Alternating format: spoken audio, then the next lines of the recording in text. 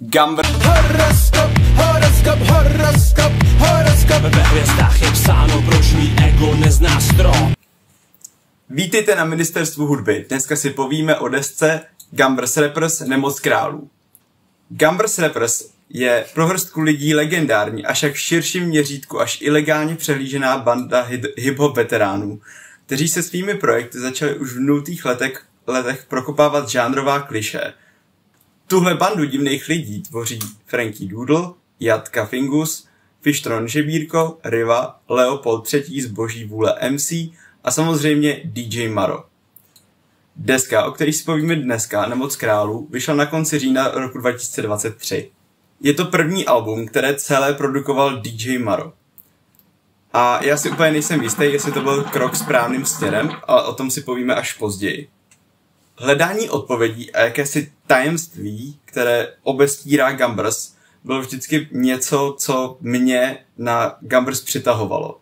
Ale tohleto album ve mně vyvolává tolik otázek, že by mi snad mohl zodpovědět jenom někdo z Gambrs. A tak jsem se vydal za Fishtronem Žebírkem.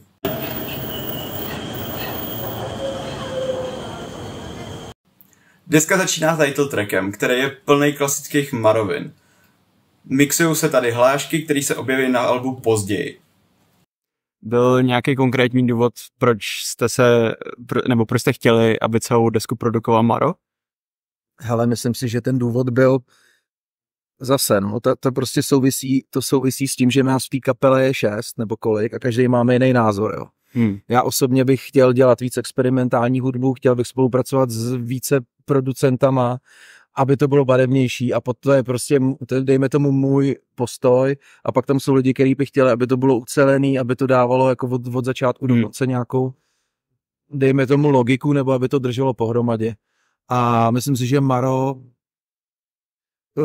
je schopný tohle přesně udělat, jakože já bych k tomu mohl mít výhrady, že to zní prostě jako nějaký boom bap, jako prostě hip-hop, jako obyčejnej. Ale ve finále, když se to poslechnu, tak to zní prostě dobře, protože víme, že Maro dělá super beat, jako on je prostě šikovnej, dobře se s ním spolupracuje, dělá dobrý aranže a myslím si, že prostě přišel jeho čas, jako všechny ty desky, které jsme dělali předtím, tak tam byly nějaký věci, které produkovali jiní lidi a je to na tom znát, že je to taky trošku roztříštěný, jako někoho to může bavit, někoho ne, ale ta deska je vyloženě opravdu v režii Mara a asi to byla správná volba. Ne? Tak. Po něm přichází jeden z teaser tracků, Ukončete léto.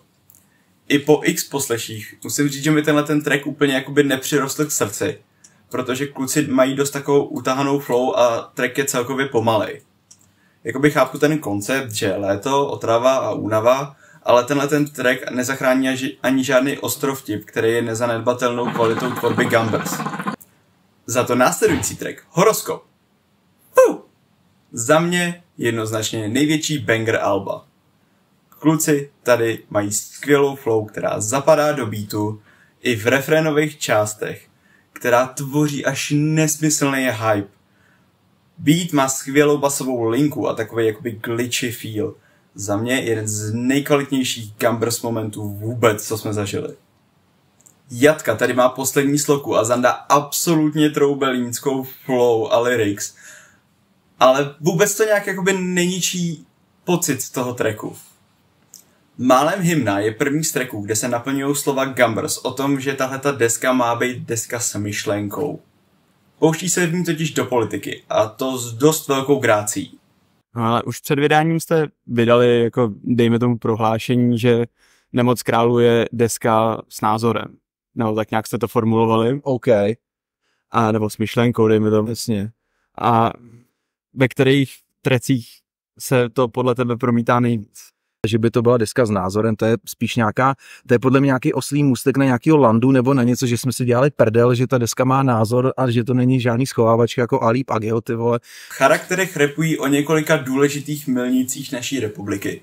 Nejvýrazněji asi o období normalizace. Berou to s humorem sobě vlastním, ale z jejich projevu je zároveň slyšet, že jim na tom sdělení tohoto tracku opravdu záleží. Teda kromě Jatky. Jatka Zanda lyrics o tom, že s Karlem Hinkem Máchou zapálil Litoměřice. A tomu to asi odpustím. Samply jsou na tomhle tracku absolutně šílený. Mixuje se tady Paroubek, mixuje se tady Václav Klaus, Zeman a největší monstrum ze všech, Jiřina Bohdalová. Podle mýho si možná mohli víc pohrát s adlibs, ale to je tak nějak jediný, co můžu tomuhle tracku vytknout. Track Papoušci je pro všechny hardcore sektáře už dávno známá věc, protože se objevil na kompilaci 15 let natvrdo. Je to skoro až dojemný poděkování všem věrným fanouškům Gambrs sekty. Zároveň to ale testuje jejich znalost Gambrs loreu. I když je to pomalejší track, tak tady to nějakým způsobem funguje. Reggae moment se nachází na tracku Mazlíčci. Ležernímu beatu se kluci dobře přizpůsobujou, bars jsou chytlavý a dočkáme se tady i beat change. Tu si vzal na starost Jatka, jehož lyrics jsou až brutálně obrazotvorný. Pomyslný zvířecí triptych pak završuje solo výstup Frankieho Doodla v tracku Psí život. Infantilní beat je v krásném kontrastu s Frankieho absolutně nadrženýma bars.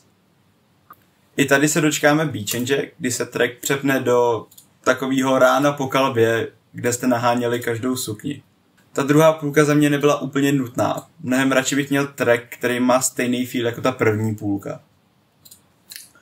Zlověstnější sound pak přichází s trackem Zubař.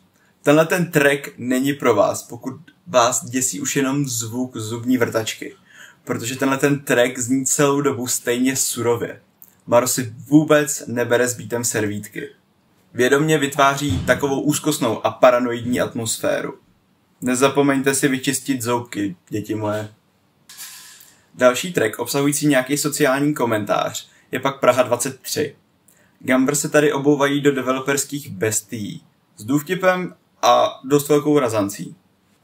Nafituje Pain a skvěle se přizpůsobuje formě Gambrs. Kdybyste mi řekli, že tohle je jeden z členů Gambrs, který akorát trošičku si změnil hlas, tak bych vám to věřil. Skvěle zapadá a skvěle přidává do tohohle tracku. Pak ale na albu nastane zlom. Opakuju, přicházím z pozice fanouška. Ale říkám vám, od tracku Sekta Mega Drive až po konec alba ty tracky nejsou něco, co bych si chtěl pouštět. Tracky postrádají dostatečnou energii. Beaty jsou za mě až moc basic a lyrics postrádají nějaký konzistentnější narrativ. Částečně jsi zodpověděl i moji další otázky, jestli si píšete každý svoje party, a nebo to napíše jeden a pak se to nějak jako rozdělí. Hele, je to tak, že kdo co rapuje, tak to si napsal. Je to tak v 99%. Jirku Powera, který je na featu na Sektě Mega Drive, spíš vnímám jako takový jako haha, lol, hlas, který se strašně bije s hlasama Gambrs a nesnaží se o nějaký velký umělecký výkon. Beat ještě ujde. Z té první půlky je to jeden z těch zajímavějších. Houpavější psycholog má za mě benefit of the doubt, protože já osobně si ho vykládám jako pobídku k vyhledání psychologické pomoci, ať už je váš problém velký nebo malej. I když, jak znám Gambrs, tak pravděpodobně je to úplně naopak a akorát se dělají prdel z lidí, kteří chodí k psychologům na terapie. Track, na který si nemůžu ani po těch x měsících, co ta deska vyšla, udělat jako nějaký finální názor, je Psycholog. OK. Jaký byl váš záměr s tím trackem? Hele, je to zase jednoduchý. Tady v té pecce já nemám sloku, to znamená, že nemám nemůžu o tom rozhodovat, ale myslím si, že obecně je to klasický Gambrs téma. Prostě Psycholog, akorát to pojmeš. Hele, jako Riva a Jatka, že jo, tam jsou. A to jsou takový největší, podle mě, já nevím, jak to říct, ale nejvíc provokativní prvky v naší kapele, jsem myslel.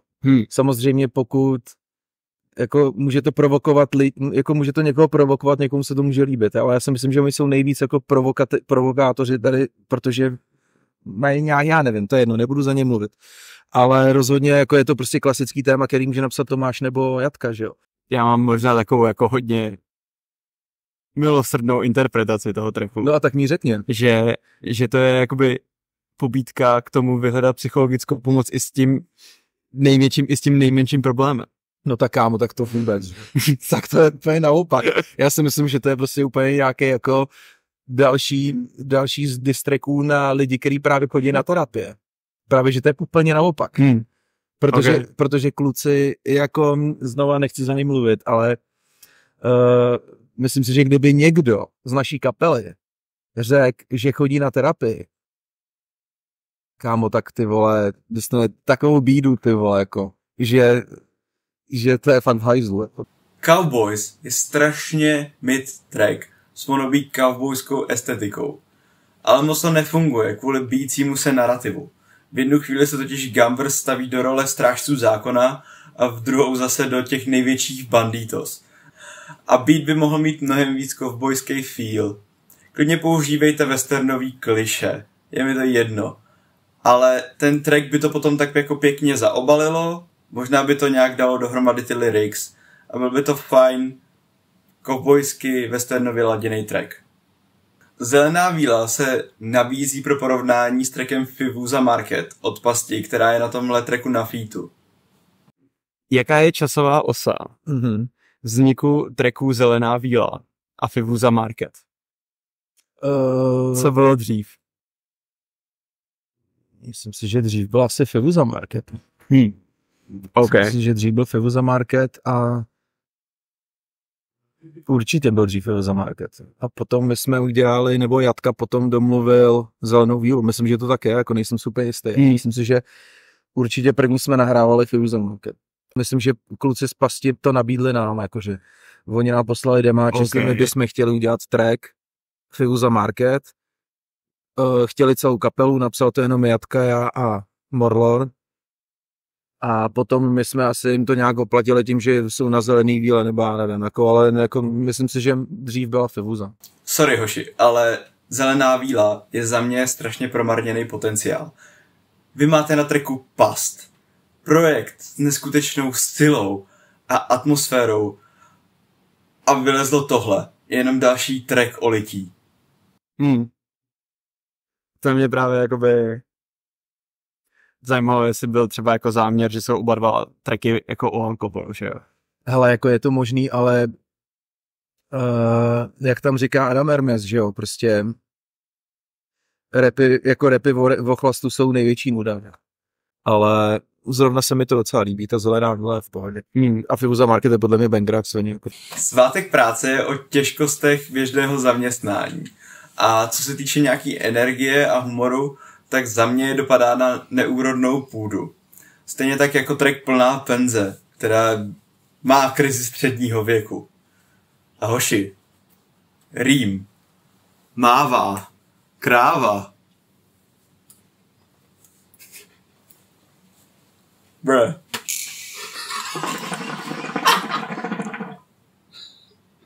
Tahle strastiplná cesta druhou půlkou alba končí trackem To vadí.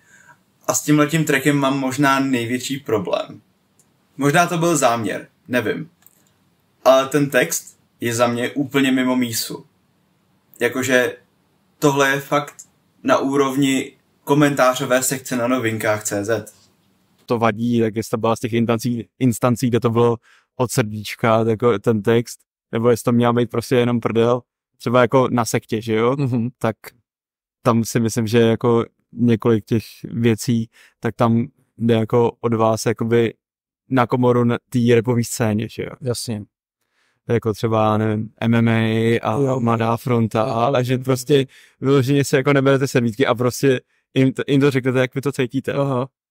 Jo, hele, já myslím, že kluci to takhle, jako já z toho mám skoro až pocit, ty vole, že to pojel jako nějaký takový protest song, ty vole, jako že prostě, nevím, nemůžu za ně mluvit. Jako, ale ty rýmy jsou dobrý, že jo, oni prostě jako ono to je prostě, no zvlášť ta Tomášová soka, jako je to, jako ono to opravdu rezonuje prostě. Ale mně přijde úplně zbytečný o tomhle rapovat, protože ty z toho vyjdeš jako nějaký fakt boomer, ty vole, který vůbec nechápe, vole, svět kolem sebe. Přesně. A tohle já jsem prostě říkal klukům, jako, že hele, jako jste se úplně zbláznili, ne? Dejte, jako koho tímhle chcete oslovit, nebo proč to děláte? To je dezolácký jako shit, ty. Co? Ale jako je to Gambers. No, víš co? Je to prostě, je to naše. Hele, já s tebou v tom tvém názoru na to vadí, jako souhlasím. Mě ten track obsahově taky strašně sere. No, tak. Jo, prostě mně to prostě přijde jako vytržený z komentářový sekce novinek.cz. Je prostě, to tak, no. To je... Textově je to prostě zaostalý a chybí mi tam vhled, já to potom zmiňuji i v té svojí recenzi, že mi tam chybí nějaký vhled do reálného mindsetu mladých lidí. Myslím, že jakoby to myslím, že není náš cíl. Částečně jako, jasně, tam některé věci jsou pravda. Ale teď, jako hele, znova říkám, jako ty rapy, i ty texty jsou vlastně super. A když se na to podíváš jako z nějakého odstupu a nebereš to doslovně, jenom to bereš jako prostě fakt jako provokaci, protože to je normální provokace, nebo já nevím, proč to dělají. Nikdy mě to nedokázal nikdo vysvětlit. Jasně. Tak musíš uznat, že to je jako dobře narepovaná, jako dobře udělaná pecka. Prostě jsou to rošťáci, no. Jako nedá se nic dělat, ty vole. Víš co, nedá se nic dělat. Jsou to prostě kusy z mý kapely, takže já to samozřejmě respektuju, ale nese to sebou prostě věci, které mě třeba serou, no. Nejhorší je, že beat v To vadí je z té druhé půlky ten další zajímavý. Ale bohužel má tenhle ten textový doprovod. Co s tímhle albem? Ono mohlo být dobrý. Od začátku do konce. Ale ta druhá půlka se strašně táhne, jak žvejkačka na roztopeném chodníku. A já potom z alba vylezu akorát strhanej a lehce zklamanej. Albu musím dát 6,5 z 10. Tohle byl můj pohled na album od Gambers Rappers, Nemoc králů. Dejte mi vědět, co si o albu myslíte vy a uvidíme se příště na Ministerstvu hudby.